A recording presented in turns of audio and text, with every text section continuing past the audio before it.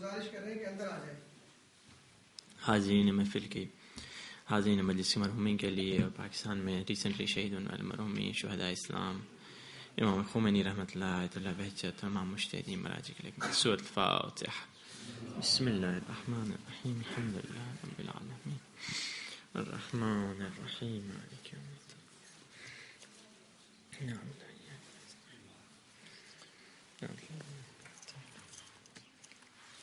بسم اللہ الرحمن الرحیم.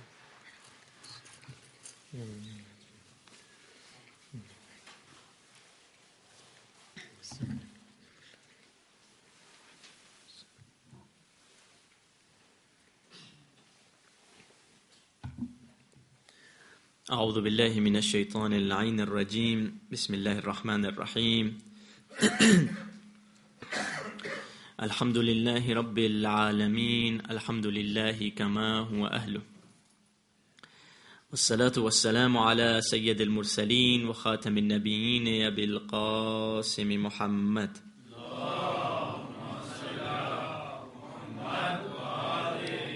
وآلہ الطیبین الطاہرین المعصومین واللعنۃ دائمۃ علی اعدائہم اجمعین من الآن الی یوم الدین. دعا سرکار امام زمانہ.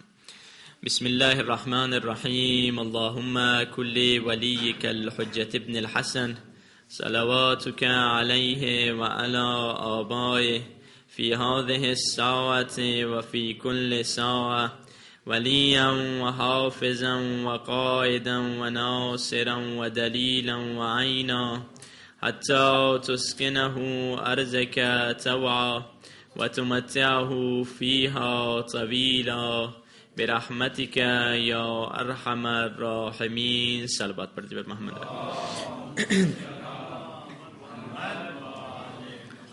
اما بعد فقد قال اللہ سبحانہ وتعالی فی کتابہ المجید وفرقانه الحمید وقوله الحق وهو اصدق الصادقین. بسم اللہ الرحمن الرحیم.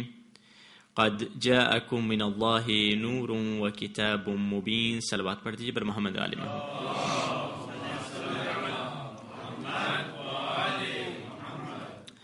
عزیزان گراں قد، عزاداران مظلوم کربلا، محبان حیدر کرار، خداوند متعال کا لاکھ لاکھ شکر ادا کرتے ہیں. خداوند متعال نے ہمیں یہ فرصت دی، یہ اپرچونٹی دی کہ مل کر اس جگہ مل بیٹھیں جہاں ذکر اہل بیت ہو رہا ہے. یقین جانیے یہ اللہ کا لطف و کرم ہے، اللہ کی عظیم نعمت ہے کہ ہمیں یہاں آنے کی فرصت ملی. ہمیں یہاں آنے کی فرصت در حقیقت دی گئی. یہ نہیں کہ ہم نے وقت نکال کے ہم آئیں، بلکہ ہمیں یہاں آنے کی اجازت ملی. اس کا شکر ادا کرتے ہیں. آیہ کریمہ جس کی تلاوت کا شرف حاصل کیا گیا، اس آیہ کریمہ میں سورہ مائدہ کی آیت نمبر 15 میں خداوند متعال نور اور کتاب کی طرف ہمیں متوجہ کر رہا ہے. اب عزیزان محترم، خداوند متعال کی طرف سے کتنی کتابیں آئیں انسانوں کی ہدایت کے لیے. ایک قرآن خداوند متعال کی کتاب ہے، اور قرآن سے پہلے 3 کتابیں آلریڈی آ چکی ہیں. توریت ہے، انجیل ہے، زبور ہے، اور پھر آخری کتاب خدا جو ہے وہ قرآن انسان کی ہدایت کے لیے آیا. اب ان کتابوں سے ہٹ کر خداوند متعال نے صحیفے بھیجے ہیں جس کا قرآن میں ذکر ہے، صحف ابراہیم و صحف موسیٰ. اب بچوں کو سمجھنے کے لیے بتلا دوں کہ صحیفے کسے بولتے ہیں. صحیفے در حقیقت کتاب نہیں ہوتی، بلکہ کچھ کمانڈز ہوتے ہیں جو تھوڑے سے ہوتے ہیں اور شارٹ ہوتے ہیں، جو انبیاء کو خداوند متعال کی طرف سے دیے جاتے ہیں، اور انبیاء ان کمانڈز اور آرڈرز اور وہ کمانڈز، وہ حکم اپنی قوم تک پہنچاتے ہیں. اب یہ صحیفے قرآن سے ہٹ کر تھے. اب کتنے صحیفے نازل ہوئے؟ 114 صحیفے خداوند متعال کی طرف سے نازل ہوئے. اب 114 صحیفوں میں جو کچھ موجود ہے وہ سارا کا سارا 4 کتابوں میں موجود ہے. یعنی اگر 114 صحیفوں کو سمرائز کیا جائے تو 4 کتابیں بنتی ہیں، اور جو کچھ 4 کتابوں میں موجود ہے وہ کتاب خدا قرآن میں موجود ہے. یعنی 4 کتابوں کا اگر خلاصہ کیا کیا جائے، 4 کتابوں کو سمرائز کیا جائے، وہ قرآن میں بن جائے گا۔ اور اگر قرآن کو سمرائز کیا جائے، جو کچھ قرآن میں ہے وہ سورہ یاسین قلب قرآن میں موجود ہے، اور جو کچھ سورہ یاسین میں موجود ہے وہ قرآن کے سب سے پہلے سورہ الحمد میں موجود ہے، اور جو کچھ الحمد میں موجود ہے وہ بسم اللہ الرحمن الرحیم میں موجود ہے، اور جو کچھ بسم اللہ الرحمن الرحیم میں موجود ہے وہ بسم اللہ کے بے کے نقطے میں موجود ہے۔ اور میرے مولا متقیان نے فرمایا انا نقطۃ بائے بسم اللہ الرحمن الرحیم، میں ہی تو بسم اللہ کے بے کا نقطہ ہوں۔ اسی لیے یہ ہے علی کا مقام کہ جو کچھ ماضی کی کتابوں میں آیا ہے وہ علم امیر المومنین امام مبین کے پاس وہ علم موجود ہے۔ اب دیکھ رہے ہیں قرآن اور علی میں کتنی نزدیکی ہے، قرآن اور علی میں کتنا اتحاد ہے، قرآن اور علی کے رشتہ جوڑنے والا خدا ہے۔ قرآن اور علی میں ایسی نزدیکی ہے جیسی نزدیکی، قرآن اور علی میں ایسا اتحاد ہے جیسا اتحاد پانی اور سمندر میں ہے۔ اگر سمندر میں پانی نہ ہو تو پھر پانی سمندر نہیں رہتا۔ قرآن اور علی میں ایسی یونٹی ہے جیسی یونٹی نور اور روشنی میں ہے۔ اگر نور میں روشنی نہ ہو تو پھر نور نہیں رہتا۔ قرآن اور علی میں ایسا اتحاد ہے جیسا اتحاد محبت اور زیارت میں ہے۔ اگر دل میں محبت ہو تو زیارت کا شوق پیدا ہوتا ہے۔ عزیزان محترم، قرآن اور علی کا رشتہ جوڑنے والا خدا ہے، کیونکہ قرآن بھی نور خدا ہے، علی بھی نور خدا ہے۔ خدا کا نور جب لفظوں کی شکل میں آیا، خدا کا نور جب لفظوں کی شکل میں آیا تو قرآن بن گیا، اور خدا کا نور جب انسانوں کی شکل میں آیا تو علی بن گیا۔ لفظ پلٹ کے کہوں، اگر قرآن انسانوں میں چلا آئے تو علی ہے، علی اگر کتابوں میں چلا جائے تو قرآن ہے۔ علی یہ ہے مقام علی ابن ابی طالب۔ اسی لیے تو حضور پاک نے بھی فرمایا، پہلے دن دوسرے دن آپ نے سنا حضور پاک نے فرمایا اول ما خلق اللہ نوری، خدا نے سب سے پہلے میرے نور کو خلق کیا۔ پھر اسی نبی نے فرمایا انا و علی من نور واحد، میں اور علی ایک نور سے خلق ہوئے ہیں۔ پھر فرمایا علی منی و انا منہ، علی مجھ سے ہے اور میں علی سے ہوں۔ پھر فرمایا انا و علی من شجرۃ واحدہ وسائر الناس من شجر شتیٰ، کہ علی اور ہم ایک ہی درخت سے ہیں اور سارے دوسرے لوگ دوسرے درخت سے ہیں۔ اور پھر فرمایا علی کے بارے میں لحمک لحمی دمک دمی سلمک سلمی حربک حربی، یا علی تیرا گوشت میرا گوشت ہے، یا علی تیرا خون میرا خون ہے۔ اور فرمایا یا علی تیرا دوست میرا دوست ہے، یا علی جو تجھ سے لڑے گا وہ مجھ سے لڑا ہے۔ اور پھر فرمایا یا علی، پھر حضرت حضور پاک نے فرمایا العلی مع الحق والحق مع علی۔ صلوات پڑھتے پر محمد علی محمد۔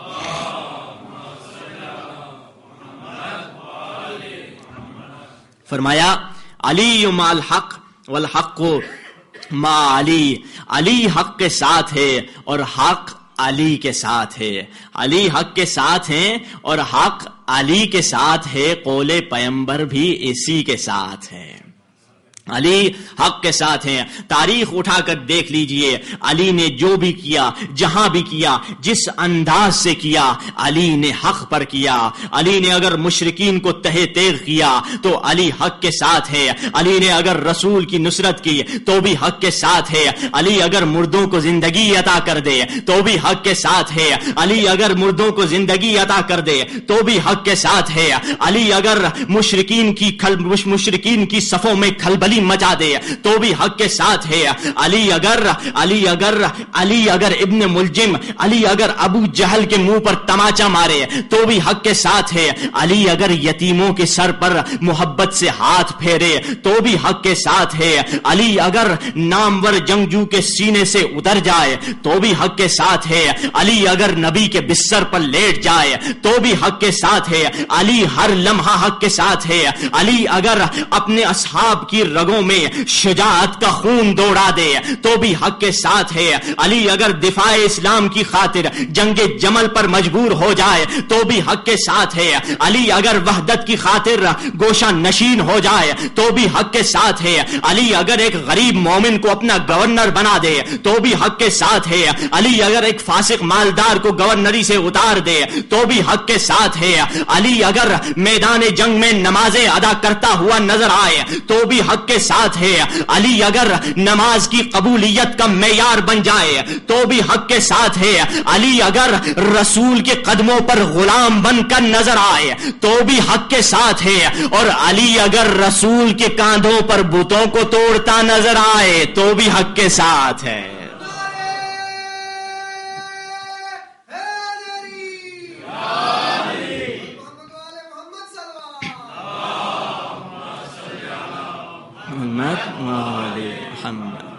علی ہر لمحہ جو علی نے کیا وہ حق کے ساتھ کیا. علی نے جو بھی کیا، اسی لیے تو حضور پاک کے پاس جب ایک شخص آیا پوچھا یا رسول اللہ میں نماز بھی پڑھتا ہوں، میں روزے بھی رکھتا ہوں. اب یہ در حقیقت یہ علی کی حضرت مولا متقیان کی محبت کے بارے میں حدیث ہے کہ پوچھا یا رسول اللہ میں نماز بھی پڑھتا ہوں، میں روزے بھی رکھتا ہوں، میں حج بھی جاتا ہوں، میں زکوٰۃ بھی دیتا ہوں، کیا مجھے جنت نصیب ہوگی؟ اب حضور پاک نے جواب میں کیا کہا؟ چاہے تم ہزاروں حج کر لو، چاہے تم ہزاروں عمرے کر لو، چاہے تم ہزاروں نبیوں کے ساتھ ہزاروں جنگوں میں شرکت کر لو، چاہے تم تورات اور انجیل اور زبور کی تلاوت کر لو، چاہے تم صفا اور مروہ کے درمیان سعی کرتے ہوئے راہ خدا میں شہید کر دیے جاؤ، مگر اگر تمہارے دل میں علی کی محبت نہیں ہوگی نہ نجات ملے گی نہ ہی جنت ملے گی. اسی لیے تو شاعر نے کیا خوب کہا کہ ملنگوں کی نگاہوں میں عجب مستی نظر آئی، ملنگوں کی نگاہوں میں عجب مستی نظر آئی، بلندی آسمانوں کی انہیں پستی نظر آئی. ملنگوں کی نگاہوں میں عجب مستی نظر آئی، بلندی آسمانوں کی انہیں پستی نظر آئی. کبھی بہلول نے بیچی کبھی حر نے خریدی، خداوندہ تیری جنت بڑی سستی نظر آئی.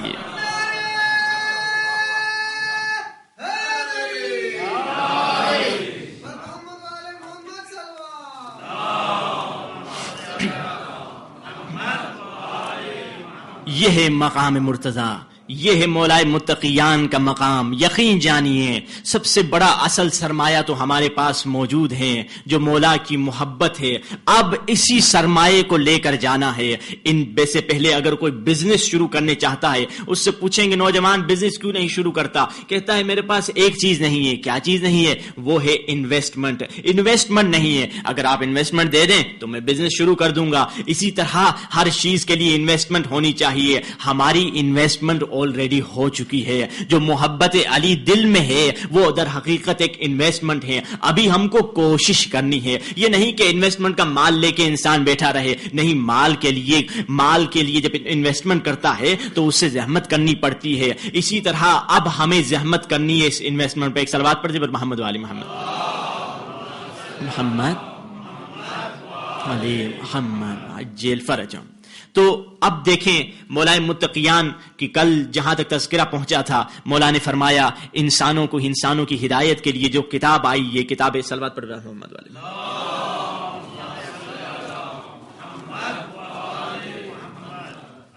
بارے کے صلوات.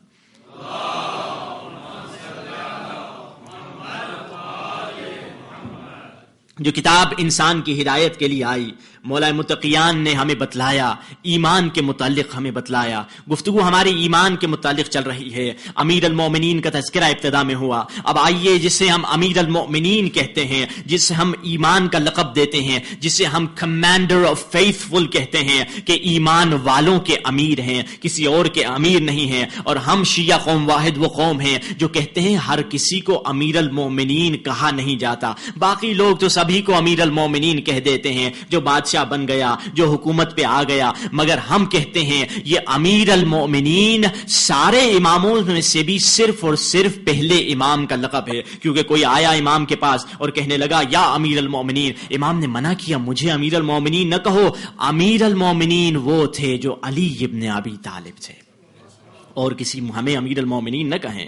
تو در حقیقت اگر ہم امیر المؤمنین کے ماننے والے ہیں، اب آئیے امیر المؤمنین نے ایمان کے متعلق کیا کہا، فیتھ اور ایمان کے متعلق کیا کہا. مولا نے فرمایا ایمان کیا ہے اور ایمان کس طرح ملتا ہے. گفتگو ہماری یہاں تک پہنچی تھی کہ اگر ایمان چاہیے تو ایمان کی کنڈیشنز میں خشوع ہے. خشوع یعنی دل کا نرم ہونا، اور اس کے برخلاف جو چیز ہے، اس کے اپوزٹ جو چیز ہے وہ ہے قساوت، وہ دل کا سخت ہو جانا. اب آئیے ایک حدیث سنتے ہیں مولا کی. مولا فرماتے ہیں ایمان کے متعلق، ابی بصیر 7ویں امام کے ایک اچھے صحابی ہیں جن کے ذریعے سے ہم تک بہت ساری احادیث پہنچی. ابی بصیر کو مولا فرماتے ہیں اے ابی بصیر تمہارا ایمان کمزور ترین پس ترین درجے پر ہے، تمہارے ایمان کی ڈگری لووسٹ ڈگری ہے. مولا کسے کہہ رہے ہیں؟ ابی بصیر اپنے صحابی کو کہہ رہے ہیں. ذرا یہ بھی تو دیکھ لیں ابی بصیر کون تھے. کسی دن ابی بصیر مولا کے بڑے عظیم صحابی ہیں جن کے ذریعے سے ہم تک بہت ساری احادیث پہنچی، اور کسی دن پریشان ہے ابی بصیر. ابی بصیر نابینا ہو گئے، ابی بصیر کی آنکھوں کی روشنی چلی گئی، اب دیکھ نہیں پا رہے، پریشان ہیں، دعائیں کر رہے ہیں میری آنکھیں ٹھیک ہو جائیں، مگر آنکھیں ٹھیک نہیں ہو رہی. اب کسی دن نا امید مولا کے پاس آئے. مولا یہ کیسی بات ہے، میرے پاس آپ جیسا مولا ہو اور پھر میری آنکھیں نابینا ہوں، میں آنکھوں سے دیکھ نہیں سکوں، میرے آنکھوں کی روشنی نہ ہو، مولا میری آنکھوں کو ٹھیک کر لیجئے. مولا نے کہا اچھا ابی بصیر تم آنکھیں چاہتے ہو، ٹھیک ہے ہم تمہیں آنکھیں دے دیتے ہیں. مولا نے اپنا دست مبارک قریب لایا اور آنکھوں پہ پھیرا، بس مولا کا ہاتھ کا پھرنا تھا، ابی بصیر دیکھنے شروع ہو گئے. ابی بصیر کی آنکھوں میں روشنی آ گئی. ابی بصیر بہت خوش، اللہ اللہ میں دیکھ رہا ہوں، مجھے دنیا نظر آ رہی ہے. اب خوش خوش ابی بصیر جا رہے ہیں. ابی بصیر دروازے سے نکلنے والے تھے. مولا نے کہا ابی بصیر تم نے آنکھیں مانگی، ہم نے تمہیں آنکھیں دے دی، مگر یاد رکھو تم پریشان تھے، تم بہت غمگین تھے، تم بہت پریشان تھے، بہت پریشانی سے تم نے ہم سے کہا آنکھیں چاہیے، ہم نے تمہیں آنکھیں دے دی. مگر ابی بصیر یاد رکھنا اب قیامت کے دن ہم سے ملاقات نہیں ہوگی. کہا جی مولا کیا فرما رہے ہیں؟ کہا ہاں ابی بصیر اللہ کی مصلحت یہ تھی کہ تم سے اللہ نے آنکھیں لے لی. اللہ جانے جب تمہارے پاس آنکھیں ہوتی تم ایسے گناہ کرتے آنکھوں سے جس کی وجہ سے قیامت کے دن تم ہمارے ساتھ نہیں ہوتے. ابی بصیر گھبرا گیا. کہا مولا نہیں چاہیے وہ آنکھیں جو مولا کی جدائی کا سبب بنے، لے لیجئے یہ آنکھیں واپس. پھر فوراً مولا کے پاس آیا، بیٹھا، مولا سے کہا نہیں چاہیے، مجھے پھر سے نابینا کر دیجئے، اور پھر سے آنکھیں واپس دے کر چلا گیا. ہم جیسے معمولی کمزور ایمان والے لوگ ہوتے کہتے مولا خیال کروں گا، ایسے چکروں میں نہیں پڑوں گا، گناہ نہیں کروں گا، اس طرح ہم بہانے کر کے نکل جاتے. مگر ابی بصیر ایسے مومن تھے، کہا مولا آنکھیں واپس لے لیجئے. فوراً نابینا ہو کر واپس آیا. اب اتنے عظیم مومن کو مولا کیا کہہ رہے ہیں؟ ابی بصیر تمہارا ایمان کمزور ترین درجے پر ہے، تمہارا ایمان لووسٹ ڈگری پر ہے. اللہ اللہ. اسی طرح 7ویں امام اپنے اصحاب کے ساتھ جا رہے ہیں. 7ویں امام اور ایک دوسرے صحابی، دو لوگ جا رہے ہیں. کہاں؟ حج کی طرف جا رہے ہیں.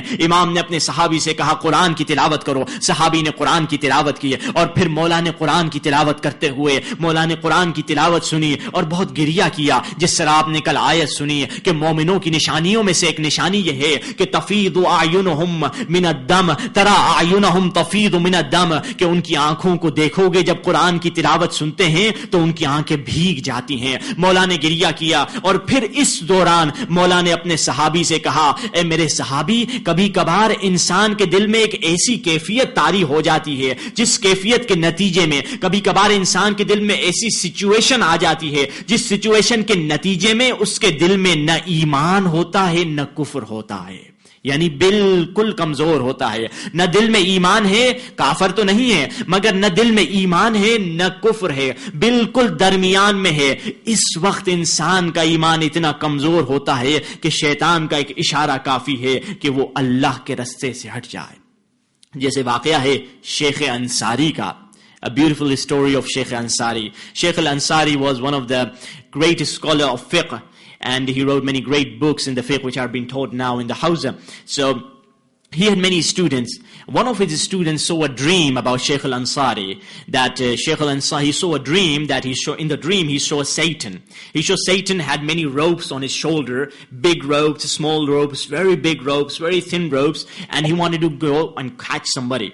He wanted to trap somebody. And this person who was dreaming, he asked from Satan, from Shaitan, that where are you going, who you are planning to trap. Shaitan says, I'm planning to trap Shaykh al-Ansari. And he asked from Shaitan that which rope are you going to be using that you have on your shoulder. He shows him the largest and the thickest rope. He said, this is the largest rope that Shaykh al-Ansari, I will try to catch Shaykh al-Ansari, because if I use the thin ropes, his iman is so powerful that he breaks the rope and he goes out and he runs away from my trap. And this time, I believe and I hope I will be able to trap him, and I will be able to catch him very easily. And Shaitan went for a while, and after a while, he came back to this person who was dreaming, and he was very angry. Shaitan was saying, oh, what happened? I was not able to catch him. And this person who was dreaming, he says to Shaitan, that what happened? Were you not able to catch Shaykh al-Ansari? He said, unfortunately, no. His iman is very strong. He has a very strong faith. He ran away from my trap. This person, he was not able to understand the dream. He got up, and next day he had the lesson with Shaykh al-Ansari. He came to his teacher, and he says to his teacher, sir, I saw this dream. His teacher, Shaykh al-Ansari, says, yes, it was a true dream. Actually, yesterday night, we had some guests at home. And my wife told me, there are guests coming, we need some meat to eat. Actually, we can't give the ordinary thing that we eat because we don't have money, so we should be giving some meat to the guest. And I told her, we don't have any money, I can't really afford this meat to buy tonight. She says that you have a lot of money in your bag that you give to the poor, that you give to the student, that you give to the madrasa. You can borrow some money from there, and later on you can give that money back to the khums money. You can put that money back in the bag. Shaykh al-Ansari thinks that should I take that money for a while? I'm not going to take khums money for myself, rather I'm just going to be borrowing that money. He thought that should I take that? Shaykh al-Ansari goes to that room, opens the bag, and tries to pick up that money. But later on, after a while, he said, no, I can't take that money. He comes back. And his wife puts pressure on him, and he comes back to pick up the money, and he repeats this action 7 times. Comes back in the room, pick up the money, and leave the money back. And he says, no, I can't take money, because probably when I buy the meat, before I give money back to the khums, I may die in between. And who's going to pay this money to khums? And because of that, I may go to the fire of hell. I'm not going to borrow this khums money. And because of that, after repeating this action 7 times, I decided no matter, guests are coming, whoever is coming, president is coming, I will give him the same food that I normally eat. And this is decision I made, and Shaitan was trying to trap me by this decision, because Shaitan uses some religious people. He doesn't say to the religious people, let's go to the club or cinema. No, he misleads them very slowly. And that was the thing Shaitan was thinking, that I will be able to trap Shaykh al-Ansari. But Shaykh al-Ansari ran away from my trap. At that time, one of the other students who was hearing this dream, he was there also, and asked from this person who saw the dream, he asked from him, did you ask Shaitan what kind of ropes he uses for us? So this student says, if I had asked from Shaitan, which rope do you use for us? He would have told me, I don't use ropes for you, I just give you a sign. I just beckon you, you keep running toward me. Oh Shaitan, Uncle Shaitan, I'm coming toward you. You don't need any kind of ropes. And this is the situation when our faith is weak. जब ईमान कमजोर हो जाए तो शैतान को रस्सियां बनाने की जरूरत नहीं, वो एक इशारा ही कर लेता है, हम भागते हुए शैतान की तरफ जाते हैं. मौला ने इसी के बारे में कहा, एक कैफियत इंसान के दिल में आ जाती है, न ईमान होता है न कुफ्र होता है, दरमियान में चीज है. अब शैतान का एक हल्का सा इशारा काफी है कि इंसान कुफ्र की तरफ चले जाए और ईमान उसके दिल से मिट जाए या ईमान उसके दिल से खत्म हो जाए. अब अजीजान मोहतरम देखिए ईमान क्या है. अभी बसीर से मौला कह रहे हैं तुम ईमान के पस्तरीन दर्जे पर हो, और मौला बतला रहे हैं हज के सफर में मौला ने अपने सहाबी से बतलाया कि याद रखो कि ईमान कभी कभार इस तरह से सिचुएशन, ऐसी कैफियत आ जाती है तुम्हारे दिल में न ईमान होता है न कुफ्र होता है. अब आइए देखें ईमान किस शय का नाम है. मुश्किल कुशा से पूछते हैं, मौला मुत्तकियान अली इब्न अबी तालिब से पूछते हैं.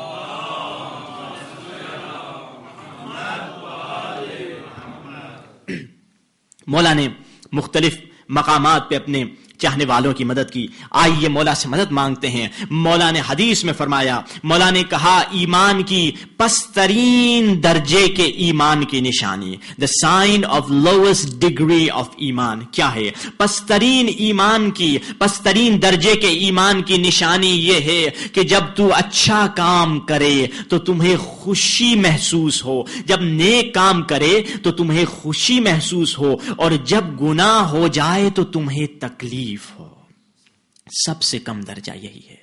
اور کیسی خوشی؟ خوشی ایسی کہ بہت عظیم خوشی ہے. میں مجلس میں آیا, میں نے نیک کام کیے, تکبر نہیں کرنا, غرور نہیں کرنا, ایروگنس نہیں ہونا, مگر دل میں خوشی ایسی ہونی چاہیے گویا کسی نے مجھے $1,00,000 دے دیا. اتنی عظیم خوشی ہونی چاہیے. اور اس کے برخلاف غم ایسا ہونا چاہیے, اگر کوئی گناہ ہو گیا, گویا خدا نخواستہ کسی کا بیٹا مر گیا, اگر کسی کا بیٹا مر گیا کتنی پریشانی ہوگی, اتنا غم ہونا چاہیے. کیوں میں نے گناہ کر دیا, کیوں مجھ سے غیبت ہو گئی, کیوں میں نے برا کام کر دیا. جیسے بزرگ آیت اللہ کے بارے میں نقل ہے کہانی کہ حضرت ایک بزرگ آیت اللہ تھے جن کے پاس ان کے شاگرد آتے تھے درس پڑھنے کے لیے. کسی دن شاگرد آئے دیکھنے کے لیے, استاد کے پاس آ گئے صبح کو درس اٹینڈ کرنے کے لیے. دیکھا ہمارے استاد کے سر پہ امامہ نہیں ہے, بال بکھرے ہوئے ہیں, سینہ چاک ہے, رو رہے ہیں, اپنا سر پیٹ رہے ہیں. کہا اللہ جانے, خدا خیر ہو, کہیں کوئی جنازہ تو نہیں ہو گیا, کہیں ان کا بیٹا یا کوئی رشتہ دار مر تو نہیں گیا, اتنا رو رہے ہیں. کہا استاد جی کیا ہوا, آپ کیوں پریشان ہیں؟ استاد نے کہا بیٹوں میں تباہ ہو گیا اور شاگردوں میں برباد ہو گیا. کہا بتائیے تو صحیح کیا ہوا, کیا ہے, ہم آپ کی مدد کر سکیں. کہا اے میرے شاگردوں, آج میری نماز تہجد قضا ہو گئی. انبیاء کا قافلہ آیا اور چلا گیا, میں سوتا رہا. کربلا والوں کا 72 کا قافلہ آیا اور چلا گیا, میں سوتا رہا. ائمہ کا قافلہ آیا اور چلا گیا, میں سوتا رہا. 1,24,000 انبیاء میرے گھر سے گزر کے گئے, اتنے ہزاروں لاکھوں فرشتے آ کر چلے گئے, مگر میں خواب غفلت میں سوتا رہا. اب یہ ہے غم کی حالت, یہ ہے وہ غم کی حالت کہ صرف اچھا کام چھوٹ گیا, حرام نہیں ہوا ہے ابھی, صرف ایک مستحب کام چھوٹ گیا ہے. مستحب کام وہ بھی جان بوجھ کے نہیں, غلطی سے چھوٹ گیا ہے, اس کے لیے اتنا گریہ کر رہے ہیں. مثال کے طور پہ ہمیں کل کہہ دے کوئی فجر کی نماز پہ آ جانا. فجر کی نماز پہ لوگ اٹھتے ہیں, کبھی نہیں اٹھتے, کبھی سو جاتے ہیں, کوئی اتنا ہمیں پریشانی نہیں ہوتی. جب واجب چھوٹ جاتا ہے کہ ہمارے دل میں اتنی اذیت ہوتی ہے جس طرح ان آیت اللہ کو ہوئی تھی. مثال کے طور پہ ہمیں کسی نے کہہ دیا کہ کل آ جانا صبح کو فجر کے ٹائم پہ, میں تمہیں $10,000 دے دوں گا. اب $10,000 کسی نے ہمیں دینے فری میں, صبح کو 6 بجے آ جانا بس میرے پاس. اب ہم کیا کریں گے, شاید رات کو سوئیں ہی نہیں, جاگتے ہی رہیں, کہیں نیند نہ لگ جائے, کہیں آنکھ نہ لگ جائے, رات کو جاگیں گے, صبح کو فری میں $10,000 مل رہے ہیں. اور اگر آنکھ بھی لگ گئی, صبح اٹھے دیر ہو گئی تو 6 کے بجائے 8 بجے آنکھ کھلی تو سب سے لڑیں گے, بیوی سے لڑیں گے, بچوں سے لڑیں گے, کم بخت بدبخت اٹھایا مجھے کیوں نہیں, $10,000 ہاتھ سے نکل گیا کیوں نہیں اٹھایا, سب سے جھگڑا کریں گے. کیوں؟ کیونکہ ہم کہیں گے ارے $10,000 کی اہمیت کا پتہ ہے. مگر جب نماز چھوٹ جاتی ہے اتنا غم نہیں ہوتا. تو مولا فرما رہے ہیں کہ ایمان کا سب سے لوسٹ درجہ یہی ہے, ایمان کا سب سے پسترین درجہ یہ ہے کہ جب نیک کام کرو تمہیں خوشی ہو, وہ بھی ایسی خوشی اور ایسی مسرت کہ جیسی خوشی دنیا میں سب سے اچھے کاموں میں تمہیں ملے. اور اس کے برخلاف جب تم برا کام کر لو تو تمہیں ایسی اذیت ہو, تم ایسی تکلیف ہو, تمہیں بے چینی ہو, جب تک توبہ نہ کر لو تمہیں اندر سکون نہیں ملے. یہ ایمان کا سب سے کم درجہ ہے. اب عزیزان محترم, آپ نے جس طرح کل بھی سنا, انسان کے دل میں اگر خشوع آ جائے, اگر دل میں نرمی آ جائے, اس وقت انسان کے لیے ہدایت کے دروازے کھل جاتے ہیں. کیوں؟ وجہ کیا ہے؟ کیونکہ یاد رکھیے جس طرح پہلے بھی ذکر کیا گیا, جب خداوند متعال کے سامنے یہ ہمارا دل نرم ہونا چاہیے. جس طرح مٹی نرم ہوتی ہے پھر اس میں بیج لگایا جاتا ہے تو درخت نکلتا ہے, پھل نکلتا ہے. اگر سخت پتھر ہو اس پہ تو بیج نہیں ڈالا جا سکتا. اسی طرح جب دل نرم ہو اور آنسوؤں سے اس دل کو, اس زمین کو گیلا کریں گے اور پھر اللہ ایمان کا بیج ڈالے گا, پھر اس کا ثمر ملے گا ہمیں. اسی لیے تو حدیثوں میں, مختلف احادیث میں موجود ہے کہ بار بار کل بھی جس طرح تذکرہ ہوا کہ موت کا ذکر کرے, کیونکہ موت کے ذکر سے انسان کے وہ غلیظ حجاب ختم ہو جاتے ہیں. جب بھی کوئی انسان گناہ کرتا ہے غلیظ حجاب آ جاتا ہے. مثال کے طور پہ خاتون ہیں, ایک لڑکی ہے بازار میں بے حجاب جا رہی ہے, بغیر پردہ جا رہی ہے, نامحرموں کے سامنے میک اپ کر رہی ہے, یا کزنز کے سامنے, کزن کو بھائی سمجھ کے لوگ کبھی کبھار کزن کے سامنے حجاب کا خیال نہیں کرتے, ہاں ٹھیک ہے بھائی ہیں رشتے دار ہیں, ان کے سامنے حجاب کا خیال نہیں کر رہی. جب بھی یہ کام کر رہی ہے, ہر بے حجابی کے وقت, ہر دفعہ جب اپنے گھر سے بے حجاب ہو کر نکلتی ہے, ایک غلیظ پردہ اس کے دل پہ آ جاتا ہے. تکرار کیے جا رہی ہے, ریپیٹ کیے جا رہی ہے. My sister, my respected sister, whenever you are doing any kind of sin, whenever you are going in front namahram before hijab, without hijab, remember there is a curtain, there is a dark curtain getting gathered day after day, and one day your heart will be totally filthy, totally full up of dirt, of kufr. This is the reason Allah subhanahu wa ta'ala has given you blessing. The blessing, different blessings are given to different people. Some person has given a blessing of wealth, some person has given a blessing of iman, some person has given a blessing of wealth. My sister, if you are given a blessing of beauty, if Allah subhanahu wa ta'ala has created you beautiful, you should be loyal to Allah subhanahu wa ta'ala. Let me say something to my young brothers. Sometime our young brothers, they come to Maulana Sahab and they say, Maulana Sahab, I want to get married. So we tell them, oh very nice, you are getting married, alhamdulillah, your wife should be doing hijab inshallah. They say, no, my wife is not doing hijab yet, inshallah. When we will get married, she will start doing hijab. My brother, this is a very wrong way of thinking. Remember, if somebody is not loyal to Allah subhanahu wa ta'ala, she is not going to be loyal to you. Loyalty to Allah is much more important than being loyal to you. That Allah subhanahu wa ta'ala, who has created her, who has given her life, in the same way, in the case of boys, if a boy is not loyal to Allah subhanahu wa ta'ala, is not praying, hasn't got any beard, is not looking to his face as he should be looking, so in the same way he is not going to be loyal to his wife. If somebody is not loyal to his father, to his parents, first to his Allah subhanahu wa ta'ala, then to his parents, he's not going to be loyal to his wife, or the wife is not going to be loyal to his husband. Remember, if a lady is going without hijab in front of namahram, going on the roads, going on the streets, she is actually being disloyal to Allah subhanahu wa ta'ala. If Allah wanted, He could have made you that ugly that you would be hiding your face from every single person. But Allah has given you a beautiful face, not for this thing that you should be competing with other girls in becoming beauty. Allah subhanahu wa ta'ala has not given you in order to have a kind of different kind of hairstyle showing to the boys, different kind of following different fashion. My respected sister, remember, in the grave, this fashion and this competition is not going to be helping to you. And who you are destroying your hereafter for. There's a hadith that the pity person, that the most foolish person is the one who destroys his hereafter for the world of others. Sometimes people destroy their hereafter for the world of others. If a girl is coming without hijab in front of other people, she's doing this because why? In order to show other boys, in order to show other girls. Actually, you are destroying your hereafter for the sake of other people's pleasure and other people's world. And these people are not going to be helping you in the day of judgment, and these people are not going to be helping you in the grave, and everybody is going to be leaving you. You will be alone in the court of Allah subhanahu wa ta'ala. And this is the reason you should be looking to your life, that am I loyal to Allah subhanahu wa ta'ala or not? How I'm going? Like if you look at our lives, hum kis tarah ke Musliman hain? Hum biological genetic Musliman hain. Maa baap Musliman, hum bhi Musliman. Hum kabhi kabhar is Muslimanon ko dekhte hain, हैरान होते हैं, क्योंकि हिजाब की यही सबसे पहली चीज है कि हिजाब में बाल छुपे रहें. सिर्फ बाल छुपाना मकसद नहीं है. The hairs should be hidden first of all. और फिर ढीला लिबास हो, लूज क्लॉथ हो, और न सिर्फ लूज क्लॉथ हो, और उसके साथ साथ ऐसा कपड़े नहीं हो जो ट्रांसपेरेंट हो, जो बॉडी को विजिबल करें, बदन दिखाई देने वाला नहीं हो. ये नहीं हिजाब पहन लिए और बाद में टाइट लिबास और टाइट पैंट पहन लिए, इसे हिजाब नहीं कहते. There should be a proper definition of hijab to learn. This is what hijab. Like some girls, they have a high heel which makes sound and which attracts young people to look at them. This is also not correct thing. So different kind of thing. If you look at this, look at the hijab. We are kind of biological Muslim, we are generic Muslim, that's why we are not following the religion properly. کتنے نئے مسلمان ہوتے ہیں جو ہم سے زیادہ دین کی پیروی کرتے ہیں, ہم سے زیادہ اچھی پیروی کرتے ہیں. ایک نئی مسلمان خاتون تھی, مسلمان ہوئی ایران کے انقلاب کے بعد, دیکھا بہت اچھا ہے, وہ اٹریکٹ ہوئی تھی حجاب کی وجہ سے, اسے جو چیز اسلام میں پسند آئی تھی. اور اکثر یورپ میں جو مسلمان ہوتے ہیں زیادہ تر لیڈیز ہوتی ہیں, یورپ میں جو دوسرے مذاہب سے کنورٹڈ ہوتی ہیں لیڈیز ہوتی ہیں, اور ان کو جو چیز اٹریکٹ کرتی ہے وہ حجاب اٹریکٹ کرتی ہے. ایک خاتون تھی, مسلمان ہو گئی.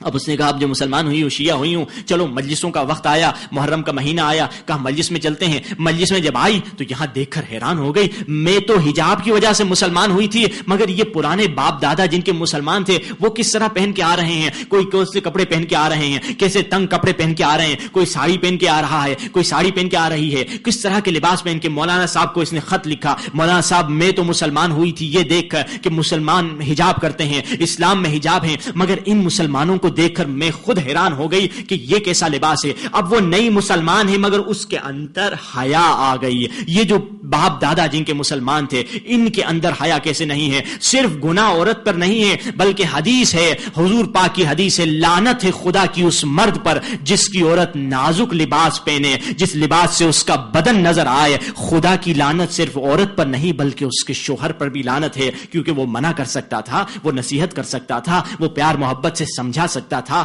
کہ یہ لباس نہیں پہنو, مگر اس نے سمجھایا نہیں. نامحرم کے سامنے اس نے گناہ کیا, اس کا گناہ میاں پر بھی ہے بیوی پر بھی ہے, دونوں پر ہے. یاد رکھیے, انسان اگر چاہتا ہے ایمان اس کے دل میں آ جائے, بار بار جب تکرار گناہ کرے گا تو ایمان آہستہ آہستہ کر کے کم ہو جائے گا. صلوات پڑھ جو محمد والے.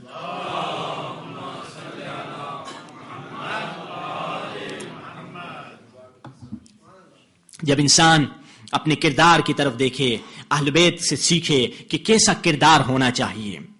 اب دیکھیں, ہم مسلمان ہیں, بچپنے سے مسلمان ہیں, سمجھتے ہیں یہ چیز کوئی نہیں ہے. ہاں, انوائرمنٹ کا بھی اثر ہوتا ہے, لوگ دیکھتے ہیں انوائرمنٹ کا بھی اثر ہوتا ہے کہ کس طرح کے انوائرمنٹ میں آپ رہ رہے ہیں, اس کا اثر ہوتا ہے. مثال حدیث میں ہے کہ مرد کے لیے غیرت واجب ہے, اگر مرد میں غیرت نہ ہو تو پھر اس کے پاس ایمان نہیں ہے. اور اس طرف عورت کے لیے حیا واجب ہے, اگر عورت میں حیا نہ ہو تو اس کے پاس ایمان نہیں ہے. یہ حقیقت ہے اور حدیث میں بھی یہ موجود ہے. اگر ایمان ہے مرد میں, اور حیا صرف عورت کے لیے نہیں, حیا عورت کے لیے بھی ہے, مرد کے لیے بھی ہے, اور غیرت صرف مرد کے لیے ہے. اور یہ انسان اگر دیکھے اپنے کردار کو, کیا میں اس طرح سے جا رہا ہوں جس طرح میرے مولا چاہتے تھے. یاد رکھیں, قرآن مجید میں بھی ارشاد فرمایا, انسان کبھی ہماری کمزوری یہ ہے کہ ہم سلیوری میں ہیں, ہمارے ذہن غلام بن چکے ہیں. ہم سمجھتے ہیں کہ اگر اس فیشن کو فالو نہیں کریں گے تو زمانے سے پیچھے رہ جائیں گے. If I'm not going to be following this fashion, people are going to be thinking, oh, you are an old lady, you are an old man, you are not following fashion. ہمیں fashion کی کیا ضرورت ہے. انسان ضروری تھوڑی ہے, جس طرح کبھی کبھار آتے ہیں دیکھتے ہیں کچھ عرصے بعد سارے لڑکے گنجے ہو گئے. ارے یہ گنجے کیوں ہو گئے؟ کہیں گے nowadays fashion to be bold. اچھا, آج کل کا فیشن ہے گنجا ہونا. کچھ عرصے بعد آئیں گے, بڑے بڑے بال رکھے ہوئے سب نے, ارے یہ سب بڑے بڑے بال کیوں ہیں؟ آج کل کا فیشن چل رہا ہے بڑے بال. اچھا بھائی, یہ فیشن کہاں سے آیا؟ Have you ever thought where did this fashion come from? Where did this fashion started from? Fashion either start from football players,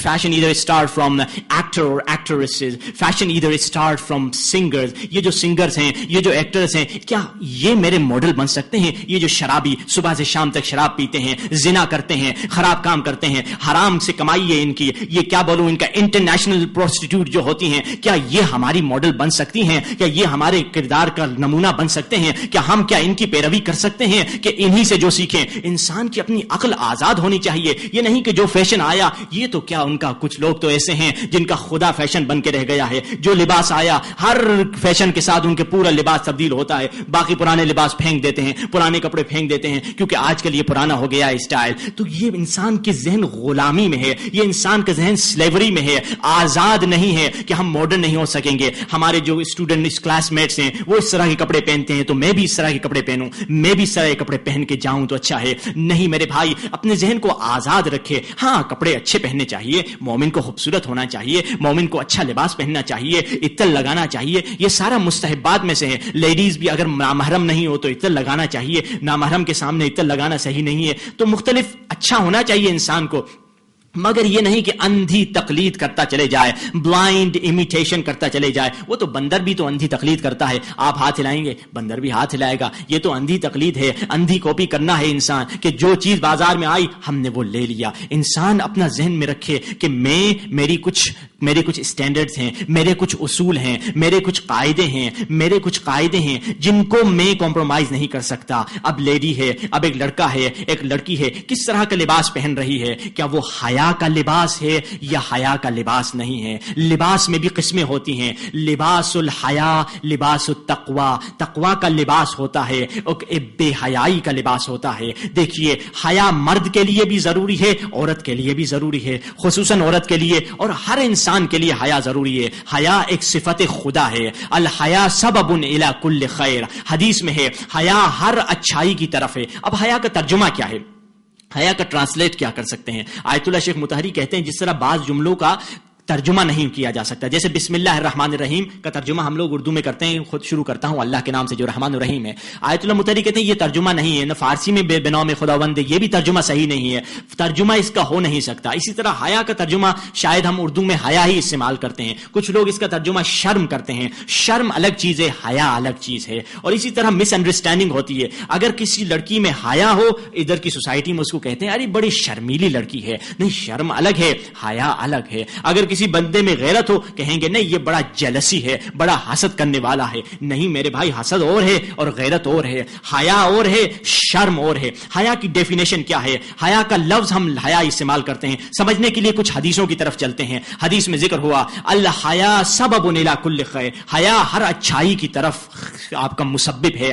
حیا is a way to every good thing, to every beautiful thing. There is a حدیث لا ایمان من لا حیا له, one who doesn't have حیا he has no faith and no iman. A person came to Prophet and Prophet, peace be upon him, told him that whatever all the Prophet wanted from you, I'm just summarizing anything that all the Prophet wanted.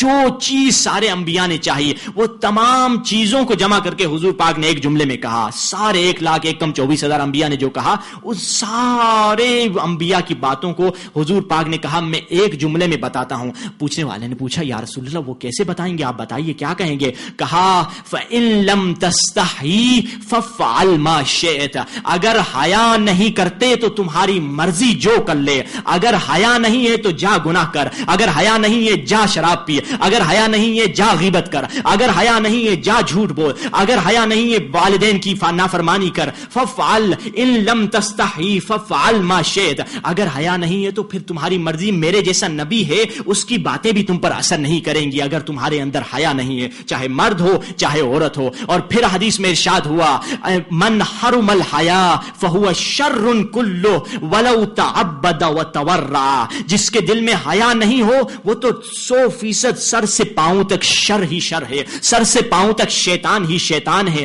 اور چاہے وہ تقوی بھی کرے اور نماز روزے بھی ادا کرے, مگر کیونکہ اس کے اندر حیا نہیں ہے وہ شروع سے آخر تک سر سے پاؤں تک شیطان ہی شیطان ہے.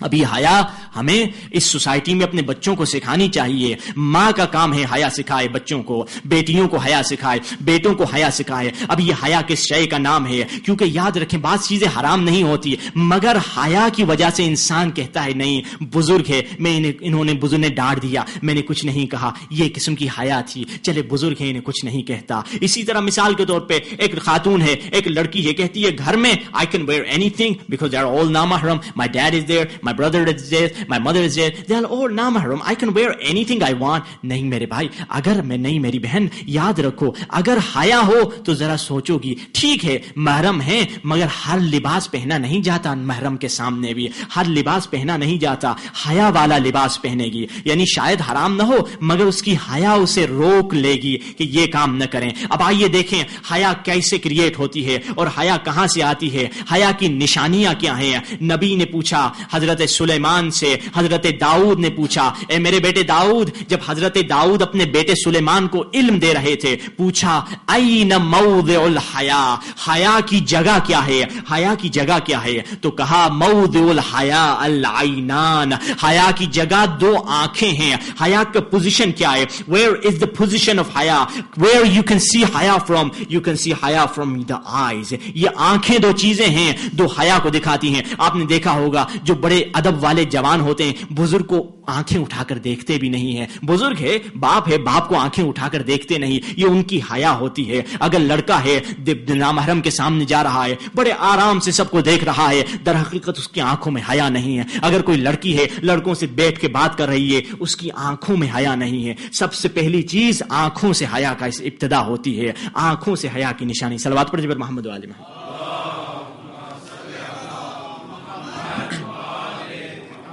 اور آگے بڑھتے ہیں، صرف آنکھوں میں حیا نہیں، اب بولنے میں بھی حیا ہوتی ہے، لباس پہننے میں بھی حیا ہوتی ہے۔ کچھ لوگ بولنے میں حیا نہیں کرتے۔ ہاں، لڑکی کو آپ نے سکھا دیا کہ بیٹا حجاب کر دو، بیٹی حجاب تو کر رہی ہے، مگر اس کا سوشل حجاب آپ نے نہیں سکھایا، اسے نہیں بتایا کہ صرف حجاب یہ نہیں بلکہ سوشل حجاب بھی کوئی چیز ہے۔ سوشل حجاب یعنی کیا؟ اجتماع میں آپ کی بیٹی ہے، لڑکوں سے گپیں لگا رہی ہے، چیٹنگ ہو رہی ہے انٹرنیٹ پہ یا کہاں بھی، یہ اس لڑکی کے پاس سوشل حجاب نہیں ہے۔ سوشل حجاب ہوتا ہے کہ نامحرم سے زیادہ گفتگو اس طرح کی ہنسی مذاق نہیں کرتے، کم کام کی گفتگو ہوئی تو ہوئی، ٹھیک ہے، اپنا کام کی گفتگو کرنے کے بعد ہنسی مذاق کرنا، یہ اس کے پاس سوشل حجاب نہیں ہے۔ حجاب سر پہ تو چڑھا دیا ہے، کیونکہ حجاب حیا نہیں ہے، حیا دل کے اندر ہے، اور اس کی جو رزلٹ ہے وہ حجاب ہے۔ حیا دل کے اندر ہوتا ہے، ایک صفت ہے، ایک کوالٹی ہے، ایک فیلنگ ہے۔ ضرور نہیں ہے جس کے سر پہ حجاب ہے آپ کہیں گے بڑی باحیا ہے، نہیں، حیا ایک انر کوالٹی ہے جس کو آپ دیکھ نہیں سکتے،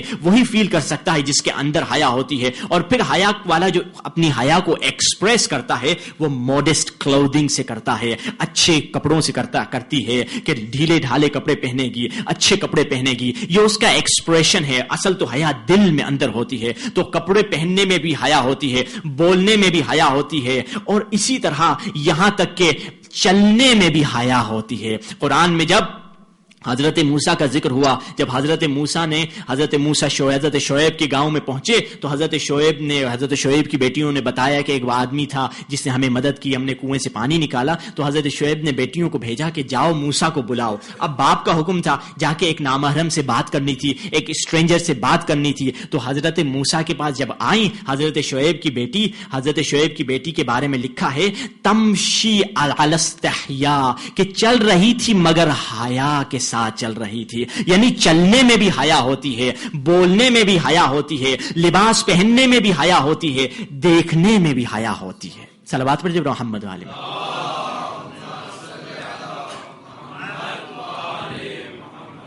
ہم اپنے بچوں کو، یہ ماں کا فریضہ ہے، خصوصاً اپنے بیٹوں کو یا بیٹیوں کو حیا سکھائے۔ یہ ماں کا، جس ماں کے دل میں حیا ہوتی ہے وہ ماں اپنے بچوں کے سامنے بھی یہ نہیں کہتی بچے ہیں جس طرح کا لباس پہن لے ٹھیک ہے، مگر بچوں کے سامنے بھی موڈسٹ لباس پہنتی ہے۔ بچہ ہے، چھوٹا ہے، بچپنے سے دیکھ رہا ہے، مگر اس کے سامنے بھی اچھا لباس پہنوں۔ کیوں؟ یہ وہ حیا جس کے اندر آ جاتی ہے، وہ حرام بھی چیز نہیں ہو مگر اس سے بھی دوری کرتے ہیں، وہ اس کی حیا اس کو روکتی ہے۔ اسی لیے تو انسان جب بار بار گناہ کرتا چلے جاتا ہے، آئیے پلٹیں اس موضوع کی طرف، تو اس تکرار گناہ کے نتیجے میں وہ انسان گمراہی کی طرف چلا جاتا ہے۔ جیسے ایک مرد ہے، بار بار داڑھی شیو کر رہا ہے، تکرار گناہ کر رہا ہے، ریپیٹیشن کر رہا ہے، اور اسی ریپیٹیشن کے نتیجے میں اس کے گناہ بڑھتے چلے جائیں گے۔ لوگ آ کے پوچھتے ہیں کہ گناہ کبیرہ ہے داڑھی شیو کرنا یا گناہ صغیرہ ہے؟ بھائی میرے بھائی، یہ نہیں پوچھو کہ گناہ کبیرہ ہے یا صغیرہ ہے، یہ نہ دیکھو چھوٹا گناہ کر رہا ہوں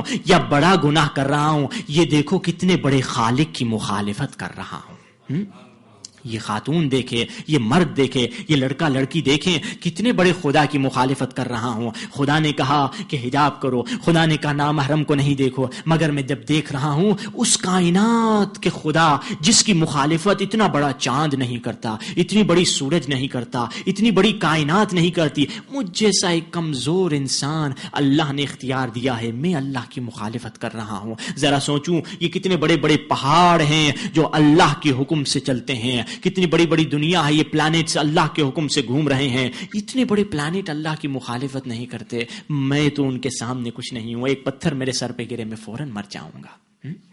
انسان دیکھے کہ میں کتنا کمزور ہوں، کیا میرا کردار وہ ہے جو اہل بیت چاہتے ہیں؟ اور حیا کی موضوع کے متعلق آخری ایک حدیث بتا دوں اور گفتگو کو تمام کروں۔ حدیث میں ہے کہ لو کان الحیاء صورۃ لکان الحسین، اگر حیا انسان کی شکل میں آ جاتی وہ حسین ابن علی کی شکل میں آ جاتی۔ ہاں، حیا بڑی کوالٹی ہے، اللہ کی صفت ہے حیا۔ خداوند متعال حدیث میں فرماتا ہے، اے انسان، جب تو بوڑھا ہو جاتا ہے، جب تمہارے بال سفید ہو جاتے ہیں، جب تمہاری ہڈیاں کانپنے لگ جاتی ہے، تو اس وقت بھی 40 سال سے تمہاری عمر بڑھ جاتی ہے، تو اس وقت بھی جب گناہ کرتا ہے تو میرے فرشتے کہتے ہیں خدایا اس پر عذاب نازل کر۔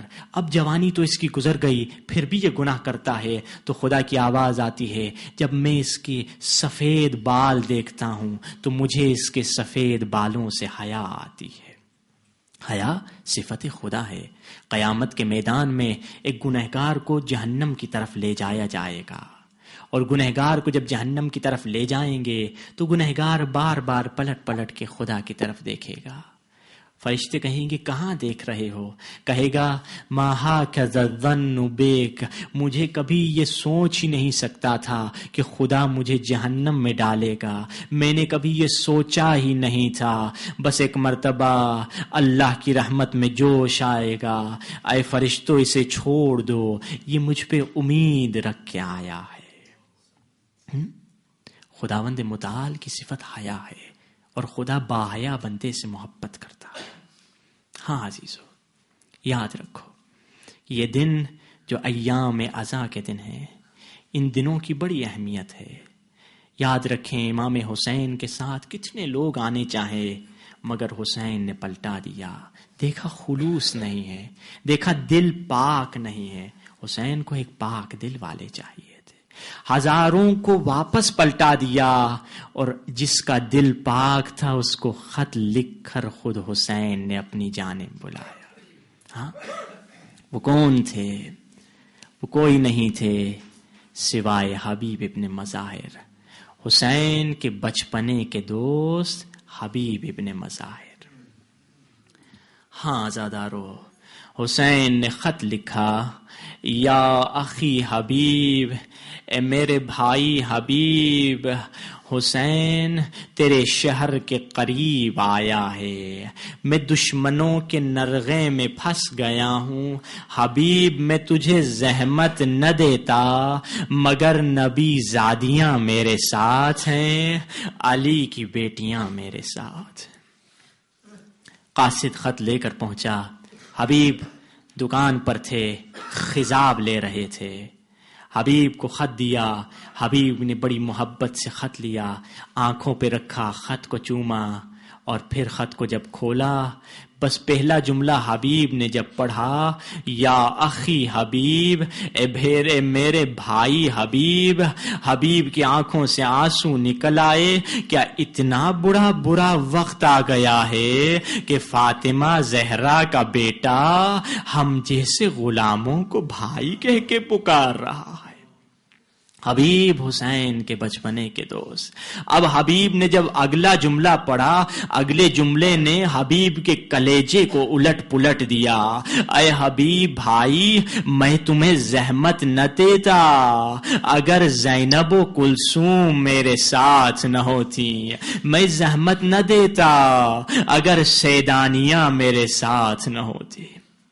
حبیب خط لے کر گئے، بیوی کے پاس گئے، بیوی کو خط دیا، بیوی مومنہ تھی، خط پڑھتی جا رہی تھی، روتی جا رہی تھی، اور خط پڑھنے کے بعد میاں سے پوچھا کیا ارادہ ہے؟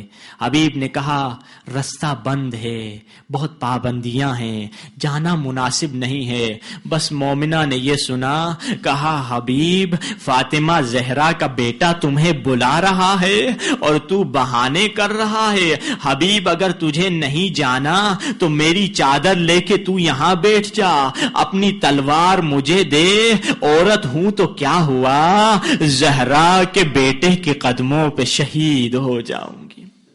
حبیب نے شکر ادا کیا، خدایا تیرا شکر، اگر بیوی دی تو مومنہ دی، عاشق حسین دی۔ حبیب نکلے اور اس کے ساتھ مسلم ابن اوسجا کو بھی لے کر نکلے۔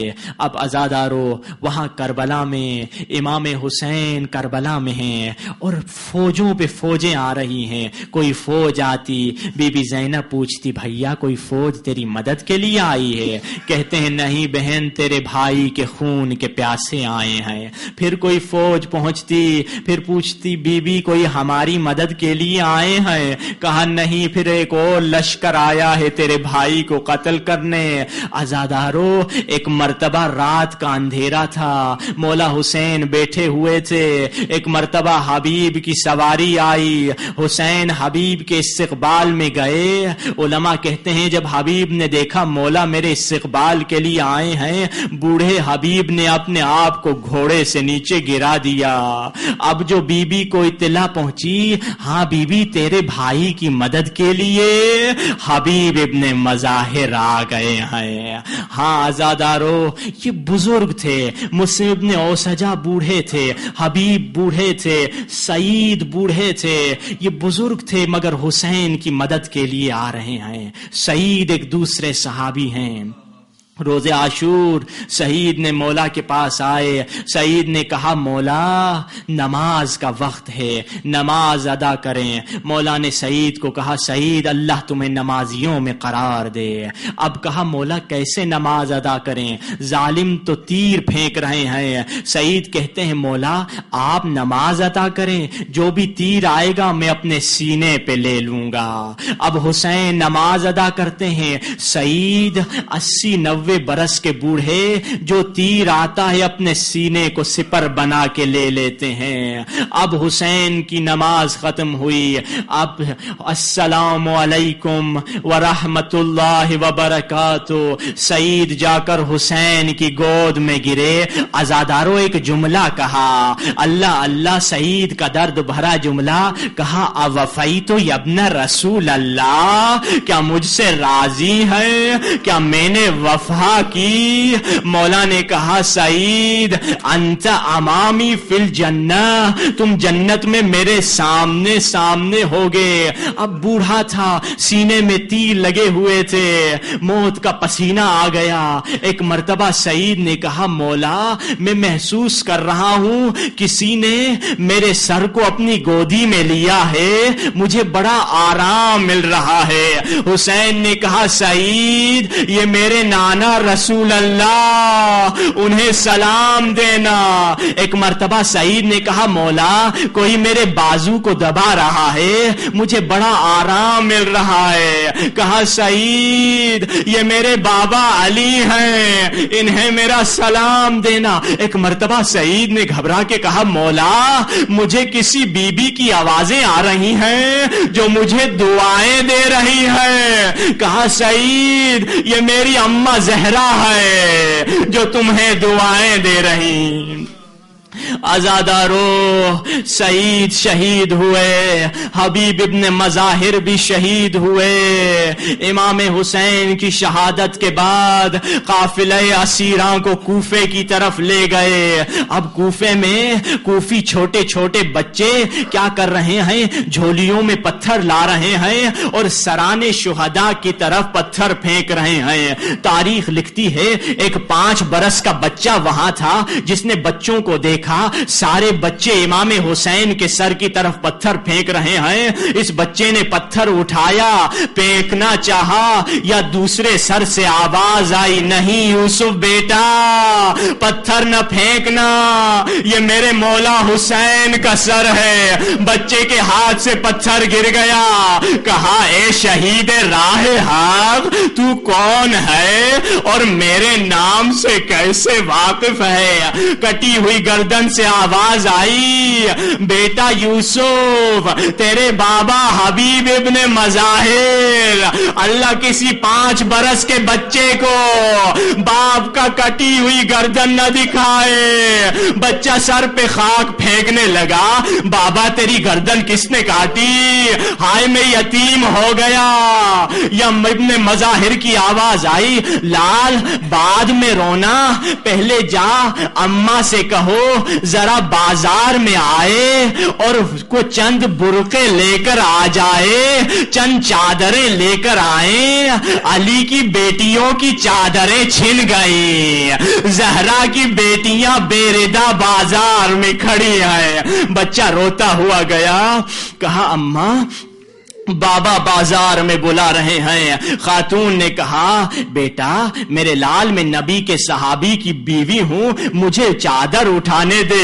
बेटे ने कहा, अम्मा सिर्फ अपनी चादर न उठाना, ज़ैनबो कुलसूम बेमकनो चादर। अब मोमिना चादरें उठाती गई, रोती गई। बाजार में जब पहुंची, बीबी ज़ैनब की नजर हबीब इब्ने मज़ाहिर की बीवी पे पड़ी। कहा, भाभी जान आइए, आपको हबीब का पुरसा दे। सीने से लगाया, कहा हमें हबीब का बड़ा अरमान। मैं बीबी ज़ैनब से कहूंगा, बीबी ज़ैनब आप सबको तसल्लियां दे रही है, सबको पुरसा दे रही है।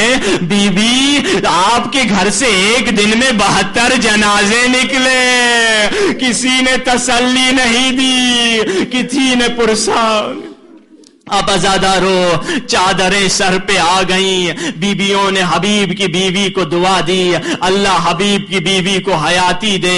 अब बीवियों ने दुआ दी। अब अज़ादारो अब जो रिवायत पढ़ने वाला हूं बहुत सख्त रिवायत है, अज़ादारो माफ करना, मगर इमाम फरमाते हैं, ऐ जाकिर रिवायत जितनी भी सख्त हो हमारे चाहने वालों को बता तो दो हम पर क्या क्या गुजरी है। अज़ादारो शिमर ने जब देखा बीबियों के सरों पे चादरें आ गई, वो जुल्म किया। जालिम ने फौजियों के एक दस्ते को कहा, लंबे लंबे नेज़े ले लो और नेज़ों से बीबियों की चादरों को खींचो। अज़ादारो अब ये नेज़ा सा घोड़ा सवार हाथों में नेज़े लेकर आए। इस अंदाज से चादरों को नेज़ों से खींचा कि इधर चादर उतरती, उधर खून का फव्वारा निकलता, आवाज बुलंद होती, वाह हुसैना वाह अब्बासा। अब्बास अब तो चादर भी छिन गई, सर भी जख्मी हो गए। अज़ादारो क्या बीबी ज़ैनब नहीं जानती थी कि अगर चादर मिलेगी सर भी जख्मी होंगे? तारीख ये लिखती है कि बीबी ज़ैनब करबला से कूफा, कूफे से शाम 40 बस्तियों से गुजरी, कहीं पानी का सवाल नहीं किया, बच्चे प्यासे थे, कहीं खाने का सवाल नहीं किया, बस यही कहती थी, ऐ मुसलमानों मैं तुम्हारे नबी की नवासी हूं, बस एक चादर का सवाल है। ऐ बीबी क्या आपको मालूम नहीं था अगर चादर मिलती तो नेज़ों को चुभो के चादर खींच देते? बीबी कहेंगी हाँ मैं जानती थी, मगर आइंदा आने वाली औरतों को दर्ज दे रही हूं कि ज़ैनब ये तो बर्दाश्त कर सकती है कि सर से नेज़ों के जरिए से चादरें उतारी जाए, मगर ज़ैनब ये बर्दाश्त नहीं कर सकती बेरिदा बाजार में फिराई जाए। जो ज़ैनब की आशिक औरत होती है वो हमेशा चादर के साथ रहती है। मेरी बहन कभी नामहरम के सामने बेहिजाब नहीं आना, ज़ैनब का दिल दुखता है। ज़ैनब की चाहने वाली हमेशा बाहिजाब रहती।